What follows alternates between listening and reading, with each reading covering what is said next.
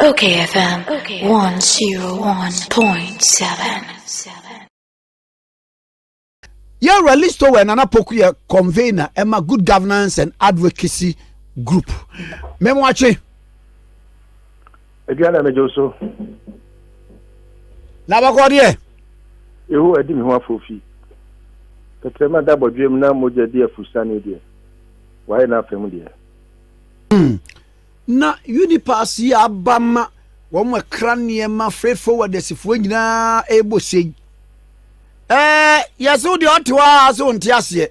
It was petition ye office of the office of the special prosecutor. Ya Yewura Martin Amidu. Na asem pa nchirimu ni sei. Yo. Kwa mi mama nchechifo na me ncha bedwafo. Se ni ne aba kosu agode se se no. Emse enche ye be ba na ye be hwe ekwan ye be fa so a obra be ya ambassador for yekoi na corruption fight no emse ano ya yedin ti ye be sese e brebi bedu ye be ba ne na so kwa be kwa so ya ambassador dada ti ayi kwa me emse the special prosecutor de ne ene ne beko Okay. Na president na ya petition no it's answer go for the din enenam oko Ghana Porter obia say president ena ede Unipass aba na ya sana omo kan wo what you saying sana omo kan wo say president na de Unipass aba I am say president na de Unipass by obasa aban nim hu bi entie ne Debbie okay go for na din aba din nam me minim no any meetings amakọ no entrese omampani ni mu bi ye nipa bi na omode omampani di nam na omampani ni mu bi a ade we omampani na opese protect the public person no onye da metimi di message gem yes metimi enema pi wo ho a ebi wo ho a me ni omampani nya adwen but on this issue say omampani ni mu bi a he will never allow this to have its way ye di kan kwa me e di na efe ni Unipass after say 2017 afin menu a atwam ena yibi bobo ba say the free DB Unipass ena eja ye boko akire ni ye nhwehwemu that time no na ade bia ba e friend cargo tracking note ba me yam say me no di hu nkomo pi na ye di hu nkomo no na dia akoba ne say adwumakuo na oye cargo tracking note no.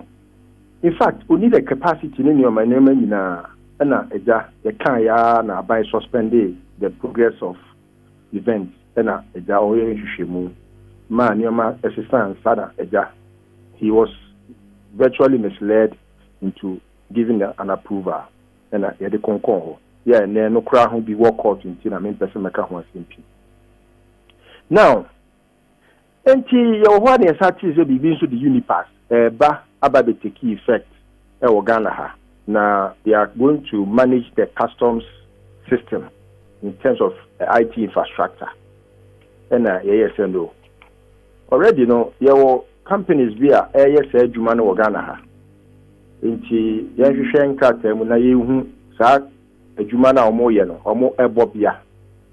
Eti who say for 17 years or more Esha Juma Sino. In fact, they have progressed to a certain level. It's one of the enviable situations we have in the world. Because Ghana, a port system, no, we have a peculiarity. Say, so a port system, a webra. Oko, baby, to say USA. Untimi found your man call Kuyin semi Kuyin personal effect. Untimi call anywhere in Korea. Semi Kuyin Yama. With personal effect in mind, say with their personal effect in Nikoyi. But Ghana Hano, because of how I here no, and almost everything in this country is imported no. Ama your port system no, you a very vast difference with respect to other ports in the world. Enti you did na yes say almost DBB na your friend Unipass no beba and almost sign one agreement. Na Ura Alanche Martin, my former boss, and a sign agreement. No. Enti me ya adwin se no Ura Alanche Martin Sebi, or Yemranimu ni you see one bill in terms of your friends in trade. Enti ebia de me ma dwen ye me no massa. It was sign agreement ni we no say no. Some company na no sign agreement no. E was say mo meet condition precedence bi. Na condition precedent no. Se mo timi meet saa de ne de a memma mo go ahead dan ne ya final contract no. Na fe ya ma mo go ahead se mo nya adwuma. Kwame from 2018 almost sign saa agreement no to date.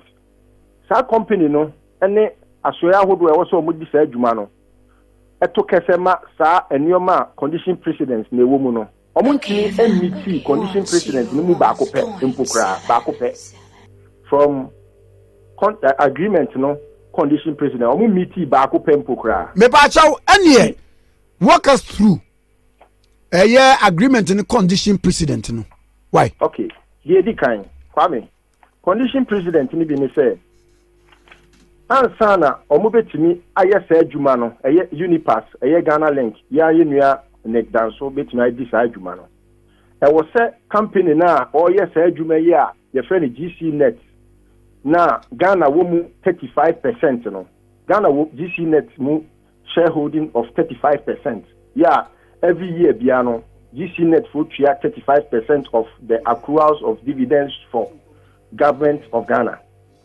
Na uhwe ohamu chichemu a GCB Ghana Commercial Bank ewo mu 5%.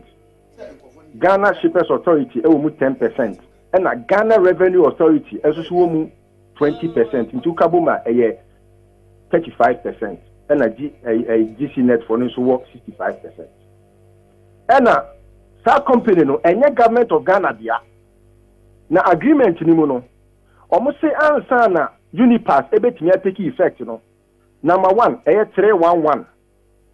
What say the government has handed over the GC Net and any other third party operations including the country's single window trade operation and other support system or service relating to the process of custom documentation and ports to the contractor.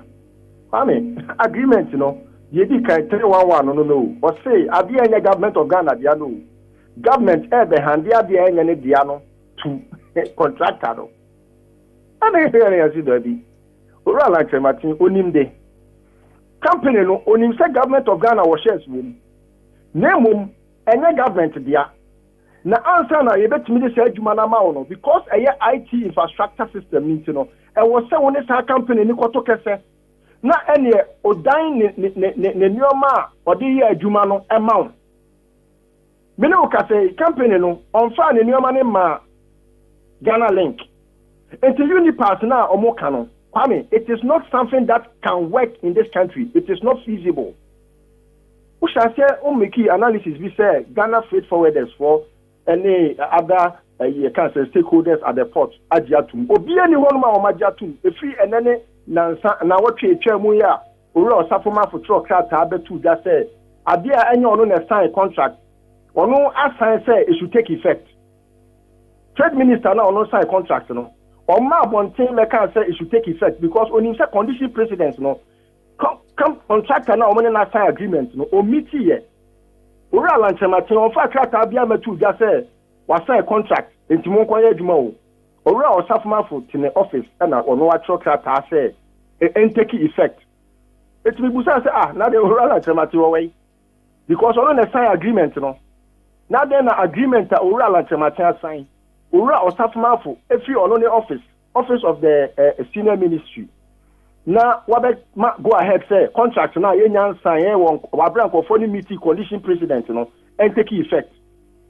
I mean omodi adene call elubo omodi kwa aflao.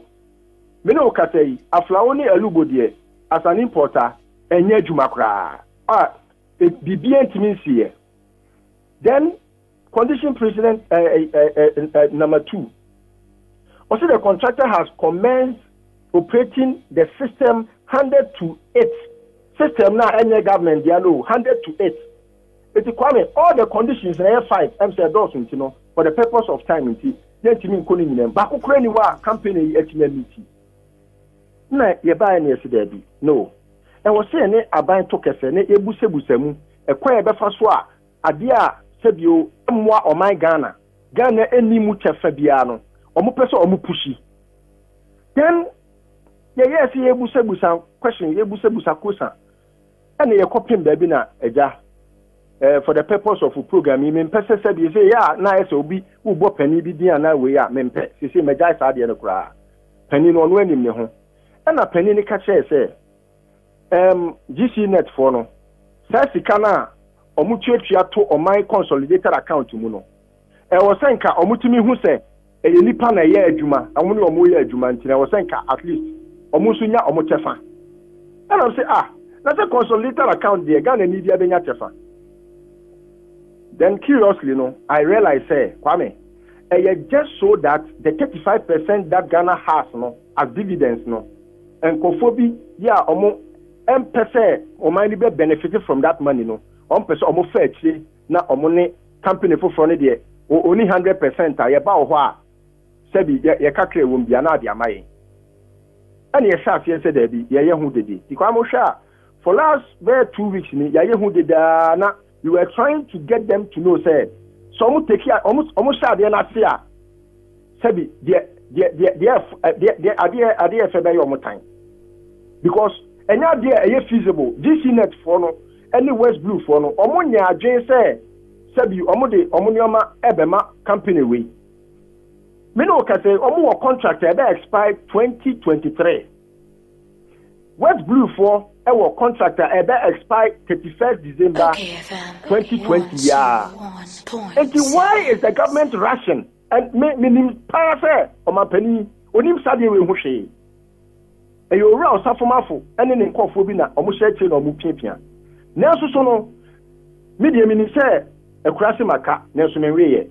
Media Mimo, did you say, Nipapi, and in fact, yes, sir, you may see. Na ye kan ho asem panifo a MPP mu a o ma frɛ me tugu masum sɛ ye nkoso anya hu dede no overwhelm me ama me si afem because so wo ade ne sese bia ye obi kura japade na Ghana wo mu chafa 35%, not Kwame nya agudi o say 35%. Hwe dividends a o mu tua ma Ghana ebi ni ebia for the purpose of say etiefo be hu sika Ghana enya ewo a contractor, a Unipass, yeah, by Ghana Yahu Fasobia. Okay, dividends are Ghana Enya. Last 2015, Omuma Ghana 26 million Ghana cedis. Qualified GC net here, they are the second most highest paid, tax paid company in this country.